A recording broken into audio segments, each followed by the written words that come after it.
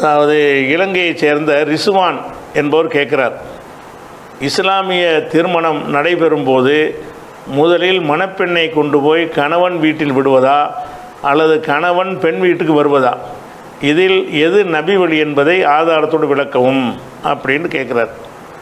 அதாவது இப்போ கல்யாணம் பண்ணுறாங்களே, கல்யாணம் பண்ணவுடனே அந்த முதல் இரவுல உள்ள நிகழ்ச்சிகள் இருக்கும் இல்லையா, அதுகளெல்லாம் நம்ம சமூக அமைப்பில் தமிழகத்தில், இலங்கையில் எப்படின்னு எனக்கு தெரியவில்லை, நீங்கள் இலங்கையிலேருந்து கேட்குறீங்க, தமிழக முஸ்லீம் அமைப்புகளில் கிராமங்களில் எப்படி இருக்குது, ஜமாத்துகளில் எப்படி இருக்கும் என்று கேட்டால், பெண்ணுடைய வீட்டில் தான் அந்த கணவன் மனைவியை அந்த முதலிரவுங்கிற நிகழ்ச்சி நடத்துவாங்க. அதுக்கு பிறகு சில நாட்களுக்கு 4-5 நாளைக்கு பிறகு மாப்பிள்ளை வீட்டுக்கு வருவாங்க. ஒரு 2-3 தடவை எங்கேயுமா போயிட்டு இறுதியாக கணவன் வீட்டில் வந்து இருந்துருவாங்க. இதுதான் நடைமுறையில் இருக்கிறது. இதில் அவர் கேட்குறாரு, கல்யாணம் பண்ண உடனே அந்த முதல் இரவு நிகழ்ச்சியை வந்து அந்த தாம்பத்திய நிகழ்ச்சி வந்து யார் வீட்டில், கணவனை கொண்டு போய் மனைவி வீட்டில் விடுவதா, மனைவியை கொண்டு வந்து கணவன் வீட்டில் விடுவதா, இதுக்கு என்ன இதுன்னு கேட்குறாரு. அப்போ இந்த மாதிரியான ஒரு விஷயம் நபிகள் நாயகம் ஸல்லல்லாஹு அலைஹி வஸல்லம் காலத்தில் வந்து நபிகள் அவங்களும் மனைவி எந்த மனைவி வீட்லேயுமே இருக்கவில்லை. நபியான பிறகு, நபியாகிறதுக்கு முன்னாடி மனைவி வீட்டில் தான் இருந்தாங்க, ஹதிஜா நாய் வீட்டில் தான் இருந்தாங்க. கனியான நபின்னு ஆனதுக்கு பிறகு அவங்க திருமணம் நடத்தி அவங்க வீட்டுக்கு தான் மனைவிமார்கள் வந்தாங்களே தவிர அவங்க போய் மனைவிமார் வீட்டில் போய் இருக்க கிடையாது. அதுக்கெல்லாம் ஆதாரம் இருக்காது. அதே நேரத்தில் ஒரு விஷயத்தை விளங்கிக்கிறேன்னு, இந்த கணவனுக்குத்தான் சில கடமைகள் சில பொறுப்புகள் என்று மார்க்கத்தில் சொல்லப்படுதில்ல, அதை நிறைய பேர் என்ன செய்கிறாங்கன்னா தவறாக விளங்கி வச்சுருக்கிறாங்க. உதாரணமாக வந்து கணவன் தான் மனைவிக்கு செலவு செய்யணும் கடமை. ஒரு மனைவி என்ன செய்கிறாங்கன்னு கேட்டால் அவங்க வசதியான குடும்பத்தை சேர்ந்தவங்களாக இருக்கிறாங்க, கணவர் வந்து வசதியற்ற குடும்பத்தை சேர்ந்தவராக இருக்கிறார். அப்போ இந்த மனைவி என்ன செய்கிறாங்கன்னா, கணவன் நீங்கள் உங்களே கஷ்டப்படுறீங்க, நான் வேண்டாம் அந்த செலவை நான் ஏற்றுக்கிறேன் என்று சொல்லி மனைவி தரப்பில் இருந்து அவங்களே சில செலவுகளை செய்ய முன் வந்தால் அதை ஒருவன் ஏற்றுக்கொண்டானேயானால் அது மார்க்கத்துக்கு முரண் இல்லை, இவன் மீது தான் கடமை. அந்த பெண் வந்து அதை ஒத்துக்கிட்டாங்கன்னா அந்த கடமை நீங்கி விடுகிறது. பெண் தரப்பிலிருந்து நீங்கள் வீடு இல்லாமல் இருக்கிறீங்க, எங்கள் வீட்டில் வந்து இருந்துக்கிறங்க என்று அவர்கள் சொல்லி வரதட்சணையாக இல்லாமல், திருமணத்துக்கு முந்தி போடப்படுகிற நிபந்தனையாக இல்லாமல், திருமணத்திற்கு பிறகு மனைவியை அவங்க வீட்டில் வந்து இருக்க என்னென்ன கடமைங்கிற காரணத்தில் தான் மார்க்கம் வலியுறுத்துகிறது. அப்போ என்ன செய்யணும், மனைவிக்கு உரிய செலவீனங்களை இந்த கணவர் கொடுக்க வேண்டும். கொடுக்க வேண்டும் என்று சொன்னால் மனைவி வேணான்னு விட்டுட்டால் கொடுக்க தேவையில்லை, அவங்களே வேணான்னு விட்டுட்டார்களே ஆனால் அதுக்கு எந்த ஒரு குற்றமும் வராது. உதாரணமாக இந்த மகர் கொடுக்க சொல்லி மார்க்கத்தில் சொல்லப்படுது. 4வது சூறாவில் 4வது வசனம். அதில் என்ன வருதுன்னு கேட்டால், வாத்துன் நிசா சதுப்பாத்து ஹின்னனிகளா, பெண்களுக்கு அவங்களுடைய மகரை வந்து மனமும் வந்து கொடுத்து விடுங்கள்.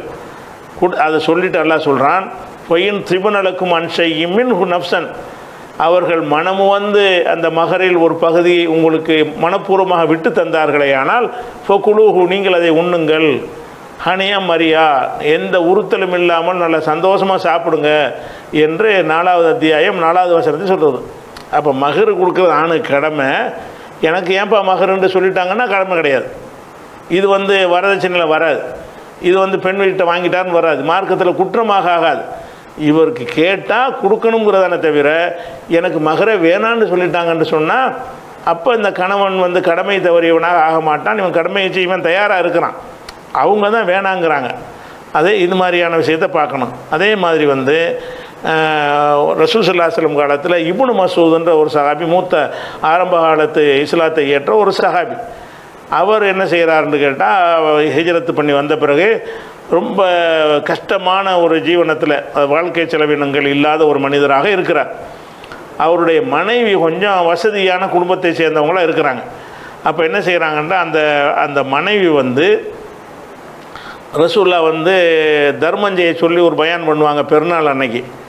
அதை கேட்டுட்டு என்ன செய்வாங்கன்னா ரசூல்லாட்ட ஃபத்வா கேட்டு வருவாங்க, அல்லாஹ்வுடைய தூதரை நீங்கள் கொஞ்சம் தர்மம் செய்ய சொல்லி வலியுறுத்திருக்கிறீங்க, என்கிட்ட சில நகை நட்டெலாம் இருக்கிறது, அதை தர்மம் செய்ய விரும்புகிறேன். அப்படி விரும்பும் பொழுது என் கணவர் என்ன சொல்கிறாருன்னு கேட்டால், நானே கஷ்டப்படுறேன் எனக்கு கொடு அப்படின்னு கேட்குறார். அவர் கொடுத்து அவர் வாங்கி இவங்களுக்கு தான் செலவழிப்பார், அது வேறு விஷயம். அப்படி கேட்குறாரு. அப்போ என் கணவருக்கே நான் அதை தர்மமாக கொடுப்பது வந்து அது மார்க்கத்தில் கூடுமா அப்படின்ட்டு கேட்குறாங்க. அப்போ ரசூல் என்ன செய்கிறாங்கன்னா, சதக்கா இப்னு மஸ்ஊத், இப்னு மஸ்ஊத் சரியாக தான் சொல்லியிருக்கிறாரு, ஜவுஜிக்கி வலதுக்கி, உன்னுடைய கணவரும் உன்னுடைய பிள்ளையும் தான் அஹக்கும் அந்த சத்தக்தி பிஹி அலைஹும், நீ வந்து தர்மம் செய்வதற்கு ரொம்ப தகுதியானவர்கள் அப்படின்னு ரசூலுல்லாஹ் சொன்னதாக புகாரியில் 1466வது ஹதீஸ்லையும், அதே புகாரியில் 1462வது ஹதீஸ்லையும் இந்த சம்பவம் சொல்லப்பட்டிருக்கிறது. அப்போ கணவன் தான் மனைவிக்கு கொடுக்க கடமைப்பட்டிருந்தாலும் மனைவியுடைய கை பொருளாதாரத்தில் மேலோங்கி இருக்கும் என்று சொன்னால் அவர் கணவனுக்கு கொடுத்தால் தப்பா, அதை வாங்கி கொண்டால் பாவமா? கிடையாது, இவனுக்கு தான் கடமை. அப்போ கல்யாணம் பண்ண பிறகு இவனுடைய வீட்டிற்கு தான் மனைவி வரணும், இவன் தான் வீடு கொடுக்க கடமைப்பட்டவனாக இருக்கிறான். மனைவி வீட்டில் என்ன சொல்கிறாங்கன்னு கேட்டால், புதுசாக தம்பதிகளாக இருக்கிறாங்க, கொஞ்சம் கூச்சம் இல்லாமல் இருக்கணும். ஒரு பெண் வந்து பெண் வீட்டில் அது இருந்தார்களே ஆனால் அவங்களுக்கு அந்த கூச்சம் இல்லாமல் ஒரு அந்யோன்யமாக இருப்பார்கள். அதனால் ஒரு வாரத்துக்கு எங்கள் வீட்டில் இருக்கட்டும்னு கேட்குறாங்க. அவங்களுக்கு உள்ள உரிமையை நம்ம வீட்டில் அழைச்சிட்டு வருவது நம்ம ரெடியாக இருக்கிறோம். அவங்க சில காரணங்களை காட்டி எங்கள் வீட்டில் இருக்கட்டும்னு சொல்கிறாங்க. இதை ஏற்றுக்கிட்டால் தப்பு வருமா? இப்போ ரசூலுல்லாஹ்வுடைய காலத்தில் கணவன் வீட்டுக்கு தான் மனைவி போனாங்க, அதில் மாற்றுக்கிறது கிடையாது. உங்கள் காலத்துலேயும் உங்கள் மீது அது கடமை.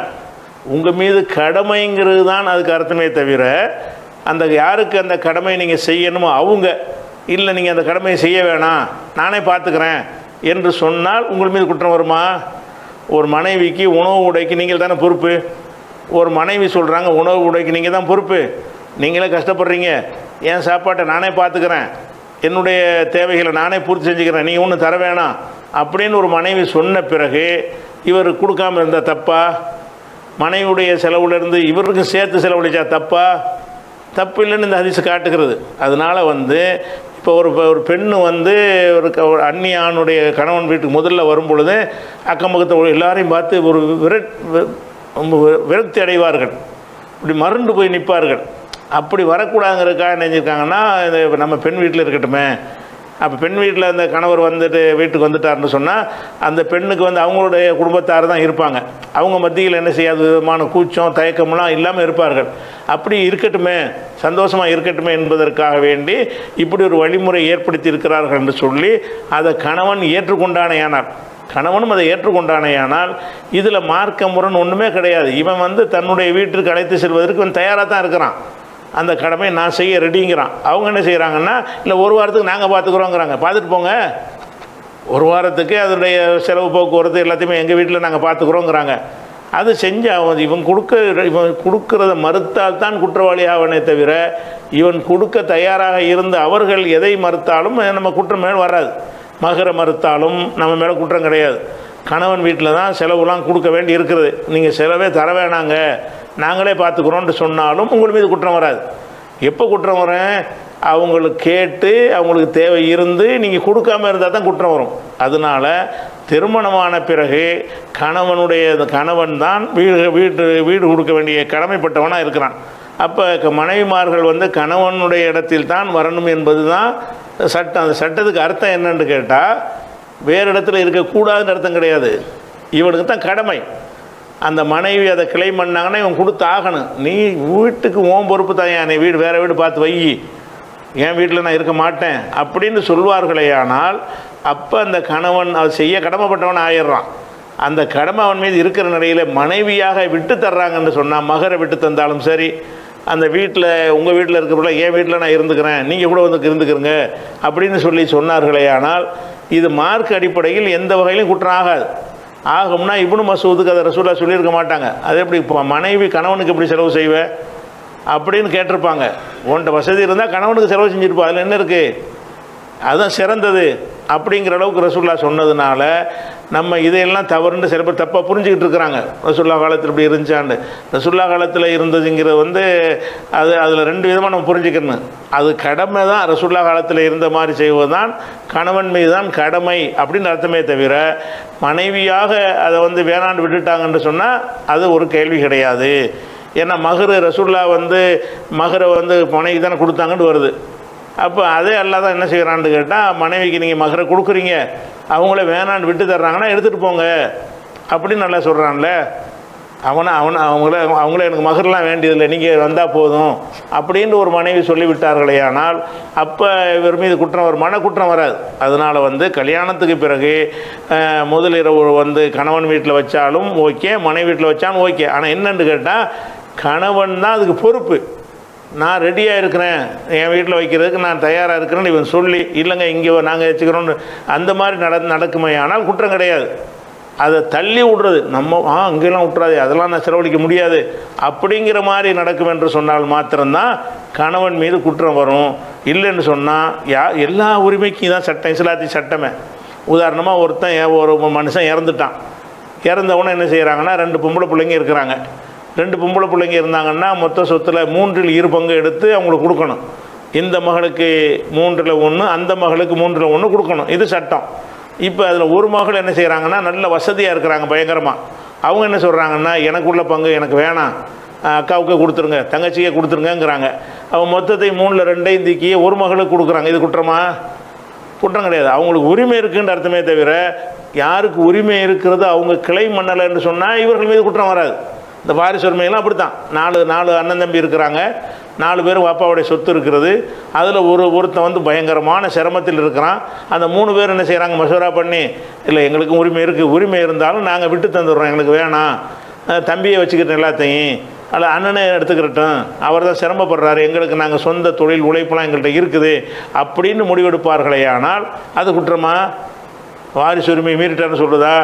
அது உரிமை சம்பந்தப்பட்ட விஷயம். உரிமை இருக்குது, அவங்களுக்கு கேட்பதற்கு உரிமை இருக்கிறது, கேட்டால் கொடுக்க கடமை இருக்கிறது. யாருக்கு அது உரிமை இருக்கிறது அவர்கள் அதை கிளை மண்ணலை என்று சொன்னால் அது யார் மீது வராது. அந்த யாருக்கு கடமை இருக்குது அவர் மீது குற்றம் வராது. உரிமை யாருக்கு அந்த உரிமை இருக்குது அவர்கள் வந்து அந்த உரிமையை வேணான்னு விட்டு தந்தார்களே ஆனால் அது குற்றம் வருமா? ஒரு மனிதன் ஒரு நிறுவனத்தில் வேலை செய்கிறான், வேலை செய்கிறதுக்கு சம்பளம் பேசுகிறாங்க. அவன் என்ன செய்கிறான்னு கேட்டால் நீங்கள் நல்ல நிறுவனமாக இருக்கிறீங்க, சேவை செய்கிறீங்க, அதனால் நான் இதில் சம்பளம் இல்லாமல் வேலை பார்க்குறேன், என் சம்பளத்தை நீங்களே வச்சுக்கிறங்க அப்படின்னு சொன்னால் கூலி இல்லாமல் வேலை வாங்கணுன்னு குற்றம் வருமா? அவன் வேணாங்கன்னா நம்ம கொடுக்கல, அவ்வளோதான். யாருக்கு அந்த உரிமை இருக்கிறது அவர்கள் வந்து மனம் வந்து வேண்டாம்னு சொல்லிவிட்டார்களே ஆனால் அப்போ வந்து அந்த கடமைப்பட்டவர் மீது எந்த குற்றமும் வராது. அதுதான் இதுக்கும். அதான் கல்யாணத்துக்கு பிறகு பெண் வீட்டில் போய் கொஞ்ச நாளைக்கு இருக்கிறது, பெண்ணுடைய செலவில் கணவன் வாழ்வது, இது மகரையே கொடுக்காமல் இருப்பது, இந்த மாதிரி எல்லா விஷயங்களுமே அதுக்கு என்ன அர்த்தம்னு சொன்னால் கணவன் மீது கடமை, பெண்ணுக்கு கிளைம் பண்ண உரிமை இருக்குன்னு அர்த்தம். அந்த உரிமை சம்பந்தப்பட்டவர்கள் வேணாம்னு சொல்லிட்டார்களே ஆனால் கணவன் மீது கடமை நீங்கி விடுகிறது, அதில் எந்த குற்றம் வராது. இந்த ஒரு பேசிக்கை விளங்கி கொண்டீர்களே ஆனால் உங்கள் கேள்விக்கான விடை கிடைத்துவிடும்.